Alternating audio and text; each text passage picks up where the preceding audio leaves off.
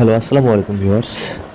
প্রিয় খামারি ভাই ও বন্ধুরা, আপনারা যারা নতুন খামার বা খামার করতে চাচ্ছেন, তারা আজকের এই ভিডিওতে আমি মূলত আলোচনা করব যে আপনারা কোন মুরগি পালন করে অধিক লাভবান হতে পারবেন বা ভুল ডিসিশনের কারণে আপনারা খামার করে অনেক লসের মুখে পড়ে থাকেন।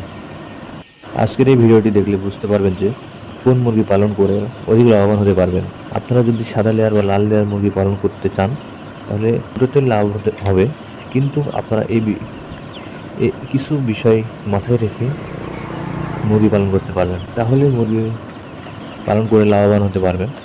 সেই বিষয় হচ্ছে যে আবহাওয়া ও স্থানের উপর ভিত্তি করে খামারে মুরগি উঠালে অধিক লাভবান করতে পারবেন। এখন আলোচনা করব কোন আবহাওয়ায় কোন মুরগি উঠালে লাভ করতে পারবেন। আপনারা যদি লাল লেয়ার মুরগি খাওয়া করতে চান, তাহলে যেসব এলাকায় তাপমাত্রা কম সেই সব এলাকাতেও লাল লেয়ার মুরগি পালন করতে পারবেন, কারণ লাল লেয়ার মুরগি অতিরিক্ত তাপমাত্রা বা গরম সহ্য করতে পারে না। একটু তাপমাত্রা বেশি হলে মুরগি স্ট্রোক করার সম্ভাবনা বেশি থাকে।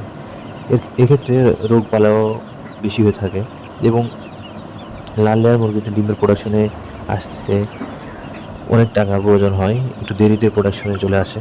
এই ক্ষেত্রে আপনারা যদি সাদা লেয়ার মুরগি পালন করতে চান, তাহলে আপনারা সেই যে কোনো পরিবেশ পালন করতে পারবেন এবং এই মুরগিটি যে কোনো তাপমাত্রা সহ্য করতে পারে এবং এর রোগ প্রতিরোধ ক্ষমতাও একটু বেশি হওয়ার কারণে রোগবালাই কম হয় আর অল্প অল্প খরচে ডিমের প্রোডাকশনে চলে আসে এবং 90 থেকে 95% ডিমের পার্সেন্টেজ হয়, যার কারণে এই মুরগি থেকে একটু বেশি লাভ হওয়ার সম্ভাবনা থাকে। আপনারা যারা খাওয়া করতে চাচ্ছেন, তারা অবশ্যই আমার মতে সাদা লেয়ার মুরগি পালন করলে বেশি লাভবান হতে পারবেন। আর যদি লাল লেয়ার মুরগি পালন করেন, তাহলে ডিমের প্রোডাকশন 80 থেকে 85% সর্বোচ্চ উঠে আসে, এর উপরে আর ওঠে না। কিন্তু সাদা মুরগির থেকে লাল মুরগির প্রায় 1 টাকা ডিমের দাম বাজারে একটু বেশি থাকে, সেক্ষেত্রে লাল লেয়ার মুরগির ডিমের দাম একটু বেশি।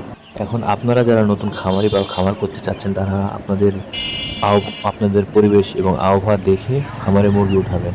আর আপনারা অবশ্যই তাপমাত্রার বিষয়টা মাথায় রাখবেন, কারণ লেয়ার মুরগি পালন করতে হলে তাপমাত্রা খুবই প্রয়োজনীয়। আর আরেকটি বিষয় হচ্ছে যে যাদের জায়গা ছোট বা খামার ছোট, যারা অল্প জায়গায় বেশি মুরগি উঠাতে যাচ্ছেন, তারা অবশ্যই সাদা লেয়ার মুরগিটি উঠাবেন, কারণ এই মুরগিটি অল্প জায়গায় অনেক পরিমাণে মুরগি রাখা যায়, যার কারণে কোনো সমস্যা হয় না এবং ডিমের প্রোডাকশনও ভালো হয়।